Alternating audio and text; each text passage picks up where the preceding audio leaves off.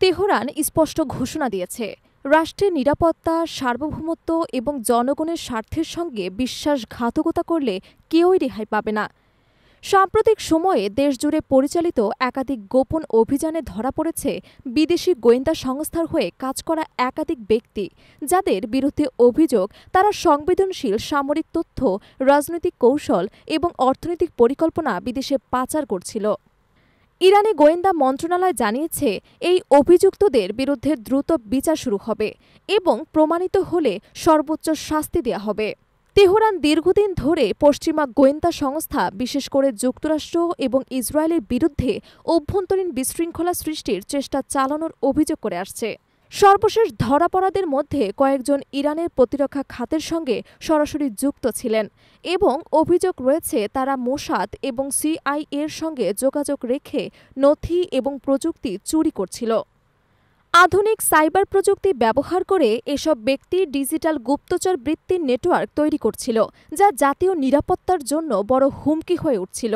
এই ঘটনা ঘটেছে এমন সময়ে যখন মধ্যপ্রাচ্য চরম উত্তেজনায়, গাজায় ইসরায়েলের আগ্রাসন, ইয়েমেন সংঘাত, সিরিয়া এবং লেবাননের অস্থিরতার মধ্যে ইরান নিজেকে আঞ্চলিক প্রতিরোধে নেতৃত্ব দেখতে চায়।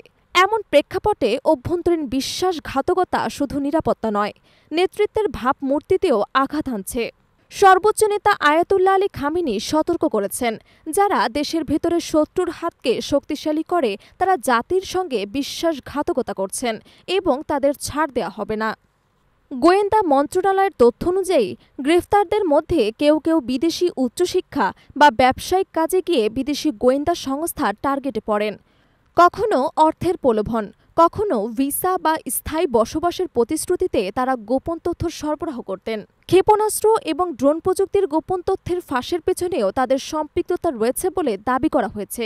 বিশ্লেষকরা মনে করেন, ইরান এখন বহুমুখী চাপের মুখে।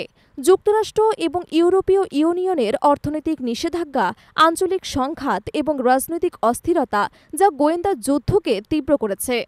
তাই সামরিক শক্তির পাশাপাশি গোয়েন্দা সক্ষমতা বাড়াতেও বিনিয়োগ করা হচ্ছে।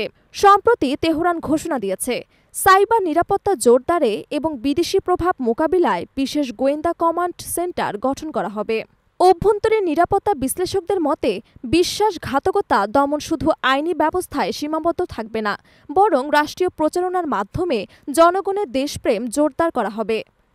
ইতোমধ্যেই গণমাধ্যমে গ্রেফতারকৃতদের স্বীকারোক্তির ভিডিও সম্প্রচার শুরু হয়েছে, যাতে বোঝানো হচ্ছে বিদেশি গোয়েন্দা সংস্থার সঙ্গে কাজ করা শুধু অনৈতিক নয়, অপরাধও বটে। ইরানের ইতিহাসে বিশ্বাসঘাতকদের শাস্তি নজির বহু পুরনো। ইসলামী বিপ্লবের পর থেকে যেসব ব্যক্তির রাষ্ট্রীয় গোপনীয়তা ফাঁসের দায়ে দোষী সাব্যস্ত হয়েছেন, অনেকে মৃত্যুদণ্ড দেওয়া হয়েছে। এবারের ঘটনায়ও সেই কঠোর ঐতিহ্য বজায় রাখার ইঙ্গিত মিলছে।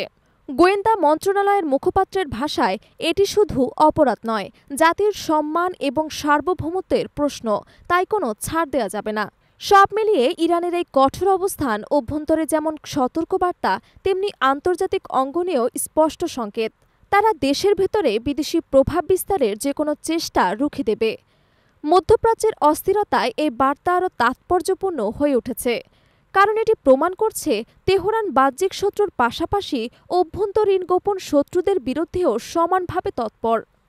আগামী দিনে এই অভিযান আরও বিস্তৃত হতে পারে এবং নতুন নতুন নামও প্রকাশ পেতে পারে।